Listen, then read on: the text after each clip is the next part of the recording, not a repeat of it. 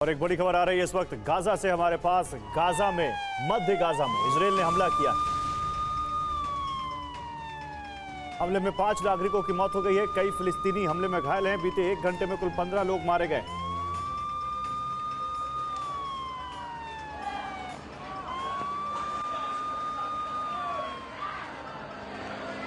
तो cease fire टूट चुका है गाजा में। बीते 1 घंटे में कुल 15 लोग गाजा में मारे गए हैं। नेतन्याहू ने सीज फायर तोड़ने का ऐलान कर दिया है और उन्होंने बल्कि अमेरिका तक को इस बात के लिए सूचित कर दिया है।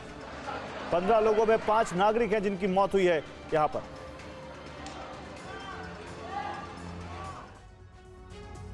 ये उस अमेरिका की तस्वीर है जिसके राष्ट्रपति के तौर पर ट्रंप दुनिया पर रौब जमाते हैं।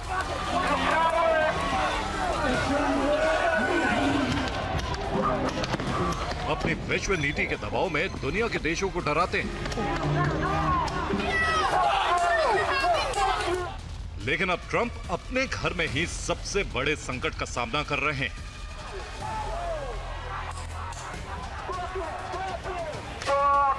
ये संकट है जन विद्रोह। ये 2 तस्वीरें आपको चौंकाएंगी। प्रदर्शन के लिए सड़क पर उतरे लोगों की संख्या आपको हैरान कर देगी। लेकिन अमेरिका की यही सच्चाई।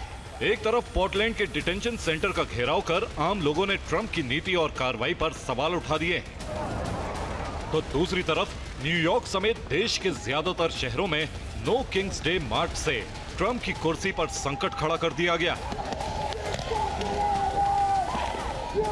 इन दोनों प्रदर्शनों की वजह एक ही है, लेकिन पोर्टलैंड में ट्रंप की कार्रवाई से बड़ी नाराजगी ने हिंसा को भड़का दिया है।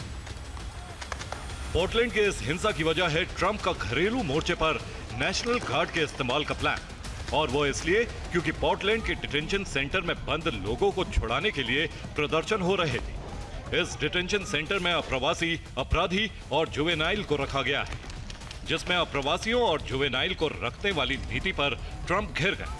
आम लोगों ने बाहरी लोगों के योगदान को कम न बताते हुए अप्रवासियों की रिहाई के लिए प्रदर्शन शुरू कर दिया, जिसके बाद ट्रंप ने नेशनल गार्ड्स की तैनाती की योजना बनाई, जो घरेलू मोर्चे पर एक चिंता का विषय था। इसीलिए आम लोगों ने प्रदर्शन शुरू कर दिया और ये प्रदर्शन अब हिंसक हो गया। भीड़ को काबू में करने के लिए नेशनल गार्ड्स ने रासायनिक हथियारों का भी इस्तेमाल किया।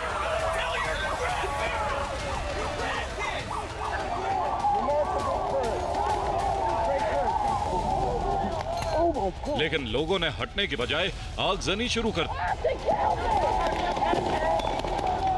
दरअसल इस हिंसा की दूसरी वजह है नो किंग्स प्रदर्शन के लिए तय की गई तारीख।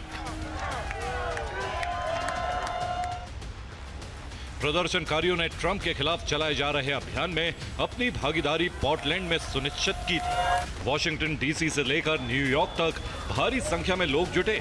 पहली बार ट्रंप के खिलाफ सड़क और चौराहों पर बड़ी संख्या में खुला प्रदर्शन हुआ। पेंसिल्वेनिया में भी अचानक बड़ी संख्या में लोग सड़क पर उतर गए। यहां तक कि वॉशिंगटन डीसी के मार्च में फिलिस्तीन का झंडा तक लहरा दिया गया। इस नो किंग्स डे प्रोटेस्ट की वजह है ट्रंप की नीति और सत्ता का व्यवहार, जिसमें भ्रष्टाचार, अप्रवासन नीति और संघीय और सैन्य हस्तक्षेप पर ट्रंप को घेरा गया।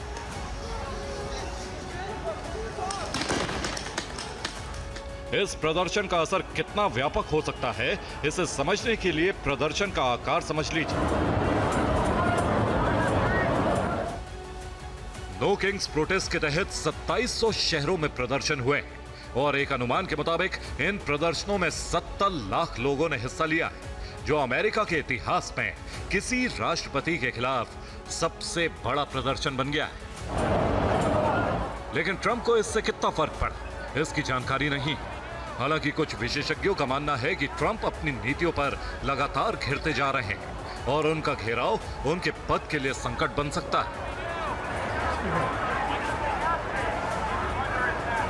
जिस पर उन्हें ध्यान देने की जरूरत है। लेकिन वो सिर्फ अपनी चलाते हैं और गोल्फ खेलने निकल जाते हैं।